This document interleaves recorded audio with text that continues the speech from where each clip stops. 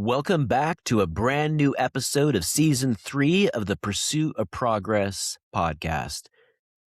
Have you ever had a moment where you think, if I keep living like this, what will my life look like 5 years from now? Most people set goals for the version of themselves they wish existed, but today we're flipping that. We're talking about future based accountability and how to let your future self become the guide for your present self. This episode is about long term thinking, it's about small daily decisions, and it's about building a life that your 5 years from now version would look back on with pride, not regret. Adam, let's get into it. What is going on, man? Yeah, this is a fun one. I'm excited for this. Well, guys, let's just jump right into it. I want to start here. V for visualization. Visualization isn't just for motivation, it's for direction also. So most people, they think of visualization as dreaming, dreaming about success, the house, the money, the lifestyle. That's very surface level stuff. So we want to go deeper today. We want to talk about, who do you want to become? What does the best version of you look like 5 years from now? So picture that person. What are their habits, their confidence, their relationships, even just their peace that they have? What are they like on a Tuesday morning in 5 years from now? If you can really visualize and see that very clearly, well, you can start working backwards from it. You can reverse engineer it, because if that vision is foggy, the roadmap will be too. So you really don't have to think through it too in depth, other than just reverse engineering it. Because if you don't have a vision for your life, somebody else will use you for theirs. I really like that quote. Let me say that one more time for you guys. If you don't have a vision for your life, somebody else will use you for theirs. And that was actually by a guy by the name of Andy Stanley. Powerful. Mm-hmm.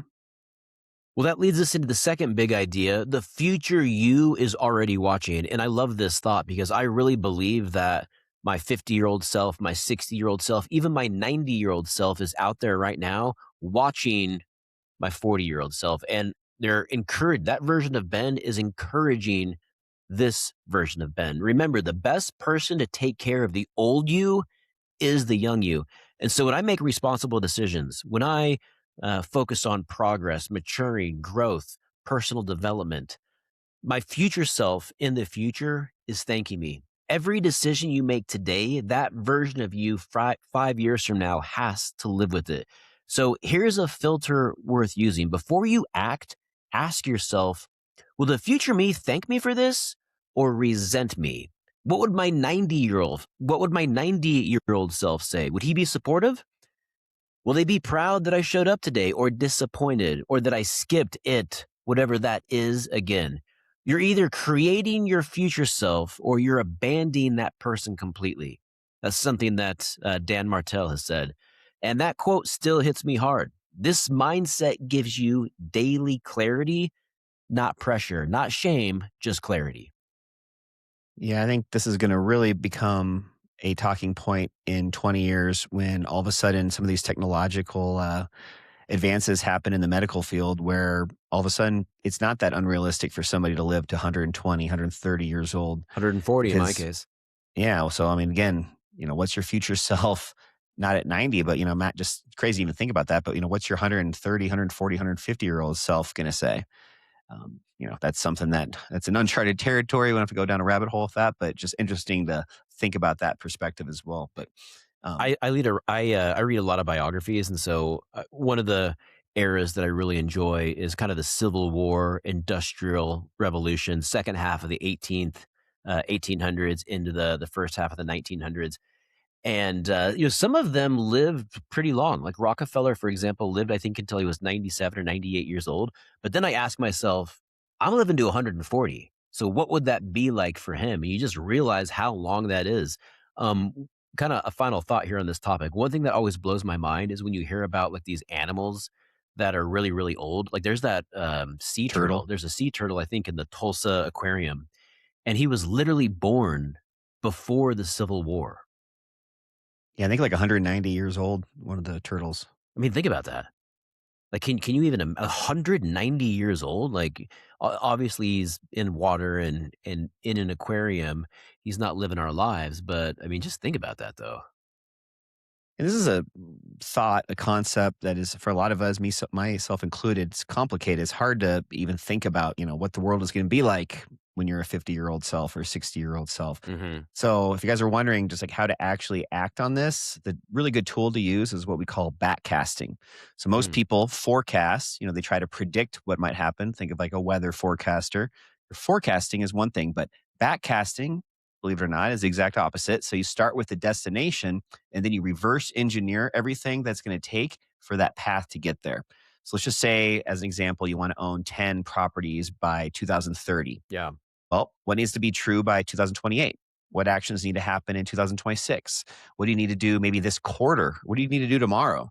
That's how you collapse the gap between who you are now and who you're becoming. This Mm. is a really difficult thing to get kind of in your head, but once you start to understand that, it really makes things exciting because you feel a lot more accomplished even on a daily and weekly basis because you at least are taking those small actions today to get you to where you're trying to go versus just hoping that it ends up happening somehow in a decade. Yeah, when I hear you talk about that, to me, that speaks of living with intention and pursuing the life that you want, having a vision, having those goals. And that's why I've always said it's really important to have a very compelling vision for yourself because it gives you a call to action. When you have that compelling future and that vision, it gives you more clarity in the present. Have you ever had experienced this? Because I think there's a lot of us at times, or maybe different times in our life, where like we got to this moment and it's not where you wanted to be. And then you ask yourself, like, how did I end up here? How did I get here? I think, for me, probably one of those was with my divorce. I'm getting divorced 2018, just asking myself, like, how in the world did I get here? And then looking back, I realized all of this path that I went down was totally off of who I was called to be and I went just so far into the weeds and into the woods and on this other path. And it can serve as a wake up call. hmm Yeah, it can be both for positive and negative things. If it's a negative thing like a divorce, it's probably what actions did you not do. Yeah. If it's a positive thing, thinking back about what did you do that got you there. Yeah. And a big reason for that is because all of that, all of those decisions, those judgments, the avoidance, it all compounds. So every time you make that hard choice, it gets easier to make the same choice again tomorrow. Breaking the diet, the ice cream, having that cheat meal. But every time you avoid what matters, that avoidance stacks too in the same things in debt, in habits, in missed opportunity.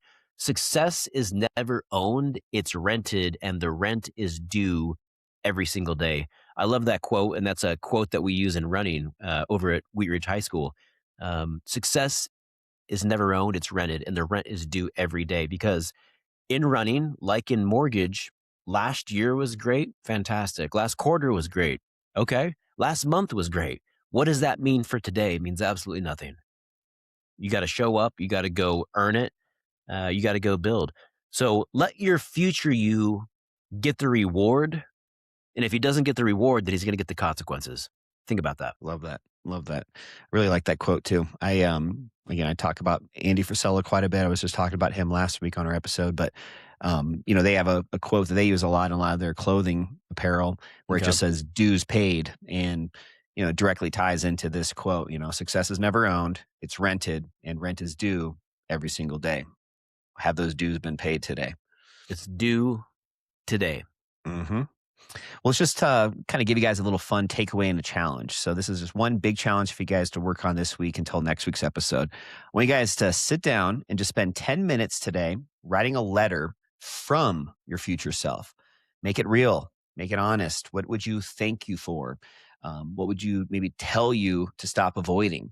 The path to a life that you're proud of isn't built in January resolutions. It's built in these daily decisions made with that long game in mind. It's not a race, or sorry, it's not a marathon. It's a marathon, not a sprint. Just remember that. Yeah, so a couple weeks ago, you brought up Mr. Beast and how he had recorded a video in the present to himself 10 years in the future.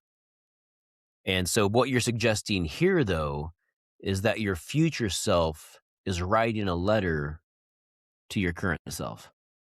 Yeah, and this is we've talked about similar tools and tricks, tactics similar to this, but basically the opposite. Yeah, where you're writing a letter to your future self.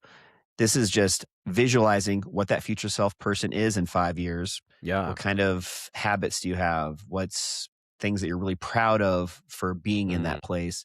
And then reverse engineering it back by doing that backcasting just to talk through what you need to do, telling your future or sorry, telling your current self, what you need to do to get to that place. Well, let's have some fun then. It's like my future self is going to be writing me somewhere in Europe or Hawaii. And he's going to say, "Dear Ben, I'm visiting the property that you're going to purchase 2 years from now.